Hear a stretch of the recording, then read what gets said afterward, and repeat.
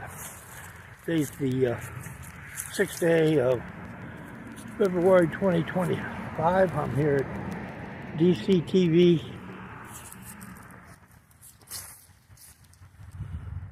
In the background, right across from the Wayne A. Curry building, Largo, Maryland. I'm supposed to go into debate, or I don't know if it's interview or debate, but they've invited me in, so I'm going to be here. I don't see a lot of other cars, so I don't know what it's about. But I just said I made out some new videos on the corruption in the county executive building over there. Everybody's running. That's why I'm running for office for county executive. I know I'll never make it, but you know, I can't even get them to sign off on the give me the Q6 number so that I can file my $100 million lien against the county's bond for all the corruption and the theft of my properties, which I've had stolen for going on 35, 40 years now. And I was over and saw Joe Moore yesterday, and the church were trying to get some help for him. I'm going to put a video up for him tonight. But folks, you can't trust the court system in this country. You can't trust the lying, thieving judges or lawyers or anybody else. You just have to do the best you can with the resources that God gave you, and just move on one step at a time. I used to be a member.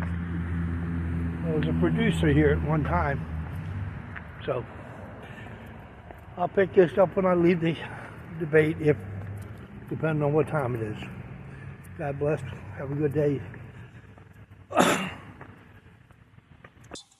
sit down with a new county executive candidate. Those stories and more on CTV News, starting now.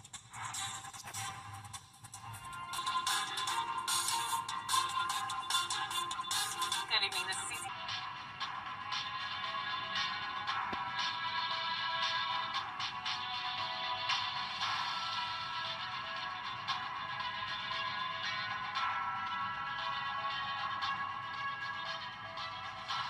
The special primary election for the county executive seat is 1 month away. In the next coming week, CTV will bring you exclusive interviews with each of those candidates. And joining us now in the studio is candidate George McDermott. Mr. Dermott, thanks so much for joining us today. Pleasure. Awesome. So you've been a business and victims' right advocate, but you have little to no political experience. So how do you think that your current experience and what you do now is going to help the residents of Prince George's County? Well, I have extensive experience in law and in government, and our government is failing 90% of our citizens. Our courts are failing 90% of our citizens. The majority of these candidates are trying to get office, are lawyers, and they're not doing their job. In the first place, I don't believe that most of them even have a right under the FISA agreement of 1949. They surrendered their citizenship when they took their last oath of office.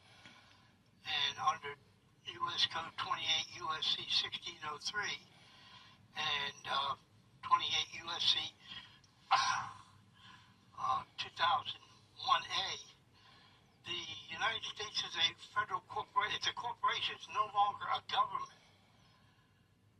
Now, I've given Gina some information on that. You can back it up. It's out of the Constitution of the United States, printed 2024. Now, if not one court in the United States, the Supreme Court of the United States, to Maryland's highest court, will answer a certification of a question of law as to whether that law has been repealed. I've been fighting for this for 20 years. As a businessman, I wanted to build a $2.2 billion development at Branch Avenue and Signal Parkway in 1992. And Governor Glendenning steps in with his mafia-controlled agents, and they steal my businesses that I had 56,000 foot racket club, a 50,000 foot roller rink, a 13,000 foot hardware store. And since then, I have been fighting the fight for the people of Prince George's County to get honest government and to expose the waste, fraud, and corruption that's taking place in our state and federal courts. They don't care about our average citizens. 20,000 people have lost their homes to illegal foreclosures with forged documents. The state's attorneys will refuse to allow anybody to even file a complaint to get their cases heard in court under the Northwest Ordinance. You can't take sovereign soil of citizens of the United States of America without due process of the law and without a jury trial. Okay, so let's switch gears a little bit. So the county is in the midst of a $170 million budget deficit. So what are some of the things that you see as potential targets for some of those cost-cutting measures that you would put in place without compromising some essential services? Well, you shouldn't compromise. You should basically get 70% of the people in government and the lower up to the last 4% are hardworking public servants who do their job, that the oath of office they took, they do a good job. The top people in our government want that post so they can enrich themselves at the expense of all other citizens. If we just even tapped a little bit of white-collar fraud, mortgage fraud, the money that we get back, where our citizens are losing billions and tens of billions of dollars in illegal foreclosures, and yet the state's attorney won't allow anybody to file a complaint, the Justice Department won't allow anybody to file a complaint, the FBI won't allow anybody to file a complaint, and when you go to court and win, which I have done many times, jury trial, I've argued my own jury trials, then they turn around and a jury trial is never supposed to be overturned, period. But they've overturned all three of my jury trials, and they've held a gun to my head for the last 35 years. So let's talk about affordable housing. So right now the average price in the county is about $400,000. Would you consider affordable housing an important, topic in the county, and what would your strategic plan be? Well, affordable housing is, you can't build a society without affordable housing. You have to, because you have the people who keep the industry running. They have to be allowed to live close enough that they can do not waste all their resources going to and from work. We have people who are living almost 100 miles away coming into work because they can't find affordable housing. We have lots of areas within Prince George's County, Maryland, inside the Beltway, which was Paris Glendenning and his mafia-controlled friends declared a red zone in 1984, and said that all the development is going to go outside the Beltway to their rich friends and landowners.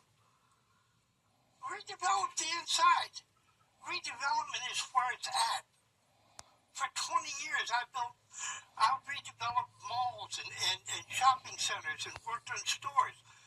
And that's, you have to build a base of workers that can have access to the facilities. So let's talk about economic development. It's a huge factor. What are some ways you would try to attract new business and bring that into the county? You got to stop the fraud and corruption in our government. It's out of control. I've got 20,000 docket entries in 120 court cases. I have hundreds of people I've interviewed. Not one of them ever get a jury trial. They have their homes taken from them, their businesses taken from them. The state's attorney won't allow any of them to file a complaint. The U.S. attorney won't. The governor's saying, "Oh, well, we need to give raise money."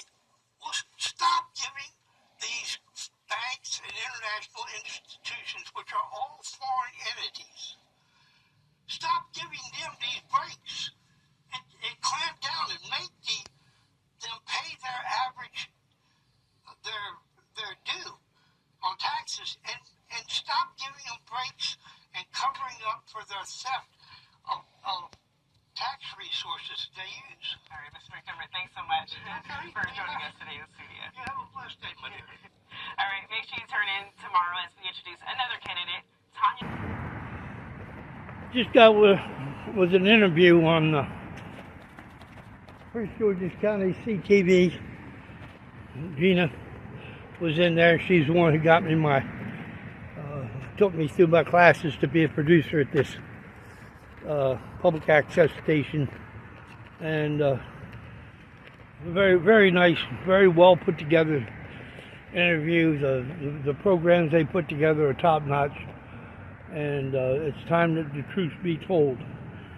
We can no longer stand by and let our government be taken over by foreign agents who don't have a oath of office, who have surrendered their citizenship, and now they're closing down our